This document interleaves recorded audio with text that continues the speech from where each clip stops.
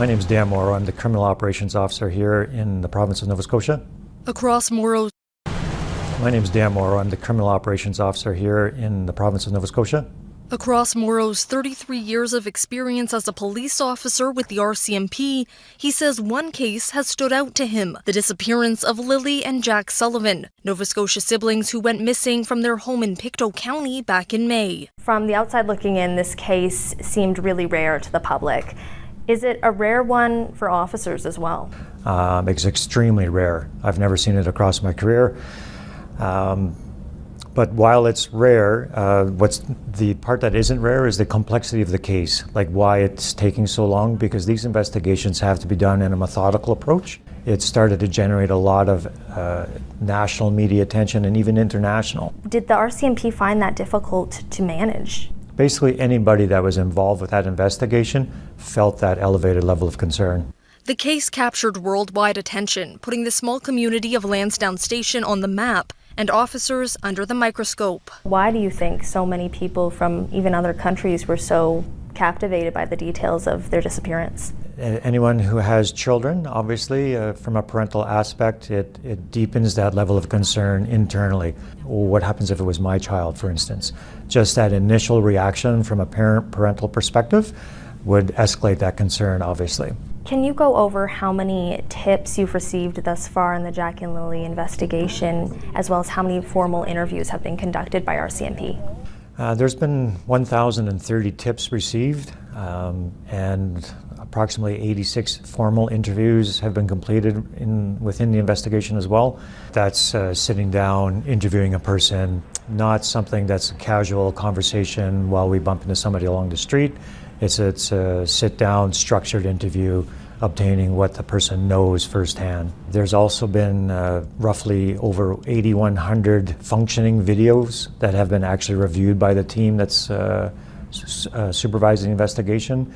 So there's been a lot of work conducted behind the scenes. It's been documented that 7 people have completed polygraph examinations. All 7 were found to be not lying.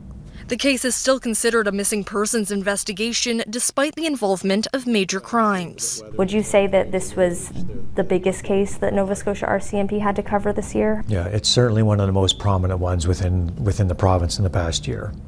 Touched a lot of people. More than 120 people are currently searching the woods behind me here near Gairloch Road in Lansdowne Station, continuing the search for 2 children who went missing in the area on Friday morning. There was, well over 100 people there at that time, right off the bat the first weekend doing the searches. We are going to keep searching. That's our job right now, and no one's stopping. We have lots of officers here on the scene that are parents themselves, and we can certainly feel for this family, and our priority is to bring these kids home safe. The thing that strikes you most about Lansdowne Station and kind of that part of Nova Scotia when you go there are 2 things. One, it's very dense woods, very dense, thick woods. It's very remote. 2, there's no cell signal. So communications in the traditional sense are limited. You have to find alternatives. We knew a presser was coming up, and that morning driving down, I thought it's one of 2 things. They found something, which will be a huge deal, or they're calling off the search.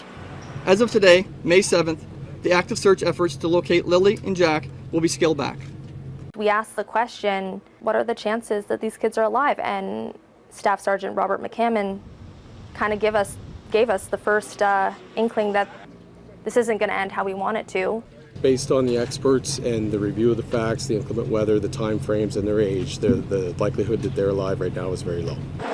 It's rare, I think, to see a parent go through losing their children, and when it happens, a lot of the time they're in shock, and Daniel was no different than that. I was ahead of the helicopters and head of the drones and stuff like that, screaming as loud as I can, and just until my throat hurt, running through water that was up to my waist. And as soon as I got back, I wasn't allowed back in the woods until a man dressed in military outfit said I could go back into the woods. I felt like it was important to ask Mr. Martel if he had anything to do with the disappearance of Lily and Jack. I asked it outright. I 100% did not, and I will hold that till my last day on this planet. They have never treated it as a criminal investigation, although their major crimes unit is involved, which is very interesting. The RCMP doesn't really explain why, and I think that leads the public to be very suspicious as well. It had blown up at that point, and it wasn't just taking our information, it was twisting lies on Facebook. These groups were popping up about the Sullivan siblings, and there's still lots of them out there. With respect to the spread of misinformation, inaccurate information, and speculation, I just want to say that's harmful. It's harmful to the families and communities who are trying to work their way through a traumatic event. And I think if you have a vacuum of information, unfortunately, the internet will fill it. That creates two issues. One, journalists have to sift through that information and find out how much of it is relevant or not. And so do investigators, who are obviously looking for legitimate tips and information. I saw a community severely impacted by this disappearance. I saw people incredibly moved, even people who hadn't known them. Absolutely miserable. It's a nightmare that I wish we could just wake up from, and, you know, I wouldn't wish this on anybody. It was poignant that they just wanted Jack and Lily home. They have this hope that they're still alive, that they can come home and, like, celebrate their birthdays and give them toys and love. And they had to celebrate Jack's birthday without him. It's garnered national and international attention. I never expected, you know, in my wildest dreams, the first day going out there to cover this search for just two missing children, to see how it have grown into what it is now. I think I'm left with the same questions as everyone else in this case, like what happened to them. We know that they disappeared, but we don't know how. The assumption is that they're dead. Will we ever get answers to what happened to them? Newly released court documents in the case of missing children Lily and Jack Sullivan provide a closer look at the relationship between their mother and stepfather. The latest details come from lifted redactions CBC and other media outlets have been fighting for in the case. The documents include an affidavit filed by RCMP that explains the investigation to date. Malaya Brooks Murray and her boyfriend Daniel Martel were together for about 3 years before Jack and Lily disappeared on May 2nd. All of them lived in the Lansdowne trailer where the children were last seen. According to the documents, Martel told police they'd been fighting about money. His mother also referenced financial difficulties. The new records disclose that in an RCMP interview, Brooks Murray said Martel would try to block her, hold her down, and once he pushed her. She said he would also take her phone from her when she tried to call her mom, which would sometimes be physical and hurt. Martel provides a different account. He told police their relationship was good and they had ups and downs like any other couple. He said they would yell at each other when they were fighting, but there was no physical violence in their relationship. RCMP Staff Sergeant Rob McCammon confirmed the nature of their relationship at the time of the children's disappearance is part of the investigation. Are any of the children's family members considered suspects in this case?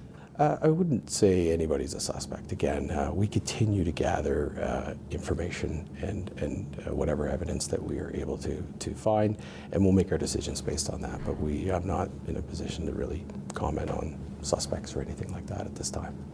The case is still being investigated under the Missing Persons Act and has not moved to a criminal investigation.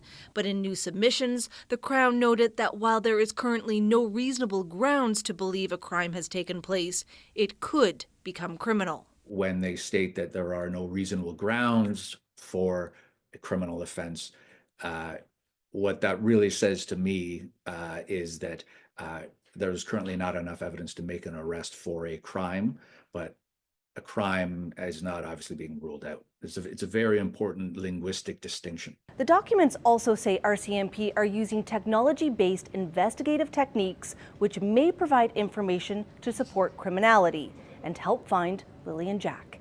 Angela McIver, CBC News, Halifax. Some newly released court documents suggest potential problems in the relationship of the couple caring for the missing Sullivan children. In newly unsealed court documents, the mother of the two children alleges her common-law partner was sometimes physically abusive during their 3-year relationship. The excerpts from police interviews with unproven allegations from Malaya Brooks Murray suggest stepfather Daniel Martel would try to block her, hold her down, and pushed her once. None of the allegations have been tested in court, and Martel is not facing any charges. He also denied the allegations to reporters, saying it is part of an ongoing narrative to make him, quote, look evil. 5-year-old Jack and his 6-year-old Lily Sullivan were reported missing from their home in Lansdowne Station on May 2nd. Multiple exhaustive searches have turned up no sign of either. Newly unsealed court documents in Lily and Jack Sullivan's missing persons case are raising questions about the relationship between the children's mother, Malaya Brooks Murray, and stepfather Daniel Martel. Filed to support search warrant applications for the case, the documents lay out Brooks Murray's and Martel's responses to investigators' questions. When asked if Martel was ever physically abusive in their relationship, Brooks Murray said he would, quote, try to block her, hold her down, and once pushed her. She said he would also take her phone from her when she tried to call her mom, which would sometimes be physical and hurt. Brooks Murray declined Global News' request for comment. Have you ever tried to block Malaya, hold her down, or push her? No, all those allegations are false. And as I said, it was just to paint me in a bad light. That's basically why there's all of those allegations of abuse came out. I never physically abused Malaya. Martel says he approved of these redactions being lifted, adding not much has changed when it comes to his public reputation. I've been, trying to keep the public up to date as much as possible. My image hasn't changed at all. It was always Daniel's evil, Daniel's a monster, and with that painted narrative, the public automatically will just jump to the belief of guilt. He says he provided his DNA to run forensics on Lily's blanket, which was found in the woods by family members on May 2nd. They didn't need a warrant to have my DNA, so I was willing to do it. I watched them sign on the consent form, no criminal involvement in the case of Lily and Jack.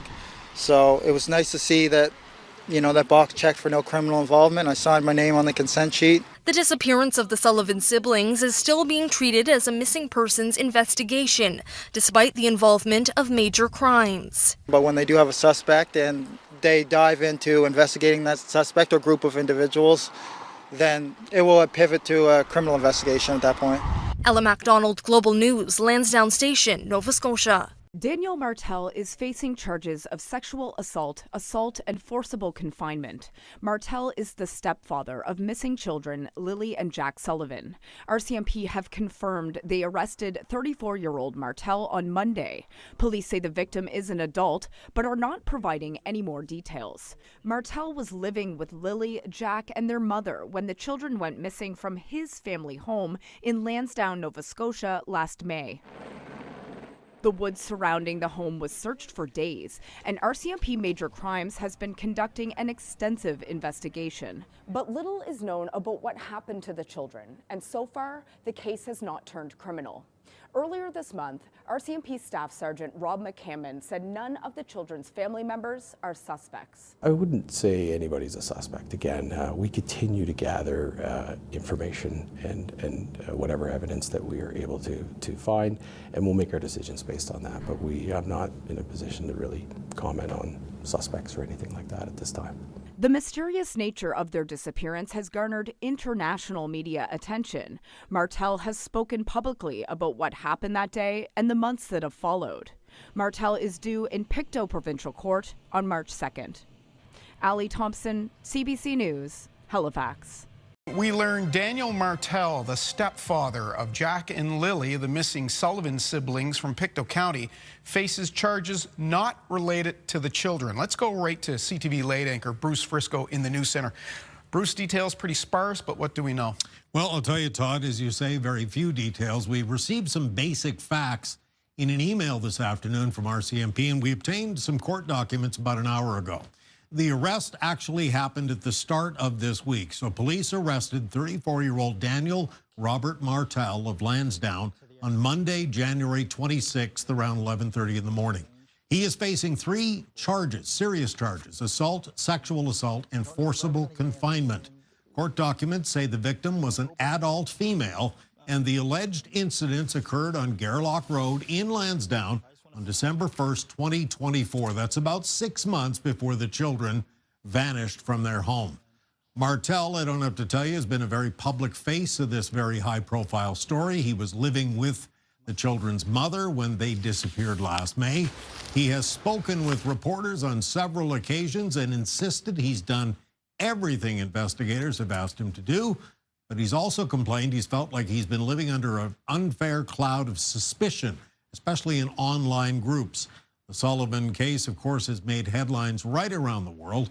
Police have conducted multiple extensive searches, including using cadaver dogs, but they have yet to find any trace of the missing 4- and 6-year-old children. There were private searches as well.